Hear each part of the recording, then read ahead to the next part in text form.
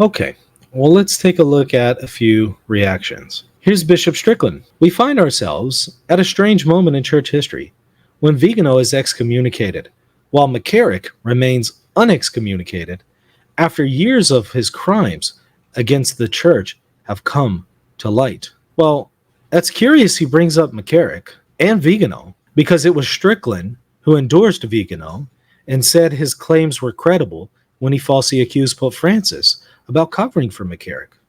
But you'll note Strickland doesn't appear, to my knowledge at least, to have come out after 2020 once the Vatican document showed that actually it was Vigano who failed to follow up with certain instructions by the Vatican in regards to certain allegations about McCarrick, and thus the Vatican did not address McCarrick's problems in a timely fashion because Nuncio Vigano dropped the ball.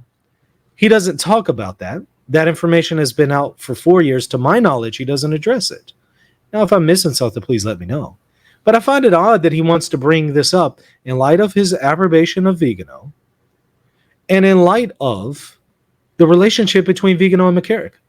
So if Bishop Strickland really cares about abuse victims, really cares about the situation with McCarrick, why isn't he addressing that point?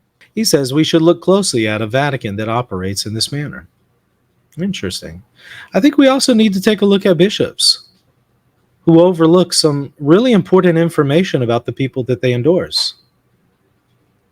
Rather than addressing the serious questions and allegations Vigano raises, he is summarily removed from the church with an apparent motive to silence him. That's interesting. No, it's because he is clearly saying Francis isn't the Pope, and that's schismatic in nature. And he's also leading a lot of people astray by ordaining people and setting up a parallel church. Why doesn't Strickland denounce that? Meanwhile, McCarrick and a lengthy list of others have promoted a culture that ignores or wants to change church teaching, and their voices are allowed and even overtly supported. But Vigano's also changing church teachings. His teachings are false. But those aren't being called out by Strickland. He says, it seems we are left with only stones to cry out for justice because the voices of faithful disciples are mute, ignored, and even silenced.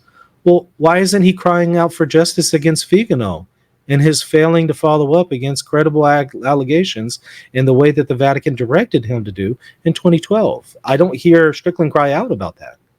That's interesting, right? And I don't hear him cry out about all of the other infractions and false teachings and sinful actions, unfortunately, part of Vigano. I don't see that. Instead, I kind of see a veiled defense of this excommunicated schismatic. And lastly, I'll point out, again, notice Strickland never calls Vigano to repentance. He wants to talk about repentance for certain people, but others, he doesn't call them to repentance. Why is that? That's interesting, right? So the next time these guys say, well, fiducia doesn't, you need to say, hold on, wait. You don't do that either. So you might need to start with yourself before you want to criticize the Vatican.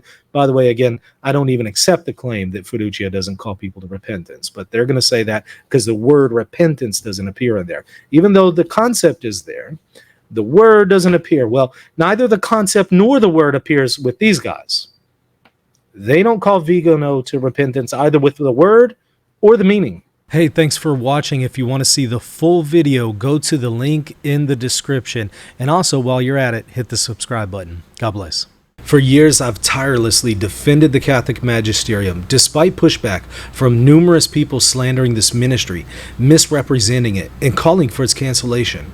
Our situation today is very similar to the days of St. Maximus the Confessor, who was constantly pressured to deviate from the teachings of Rome and embrace the heresies that many other bishops were promoting. He was exiled, ridiculed, slandered, but he stood fast despite this persecution, which also included the imperial court of Constantinople cutting off his arm and ripping out his tongue so that he could no longer write the truth and speak the truth. It can be costly to speak the truth and defend the papacy in an age that is so hostile towards it, just like during the days of St. Maximus. But this is what we are called to do. This is the faith and tradition of our forefathers. I plead for all Catholics to stand up for our church and defend it. And consider supporting this channel that has been vindicated by Rome's decisions time after time again.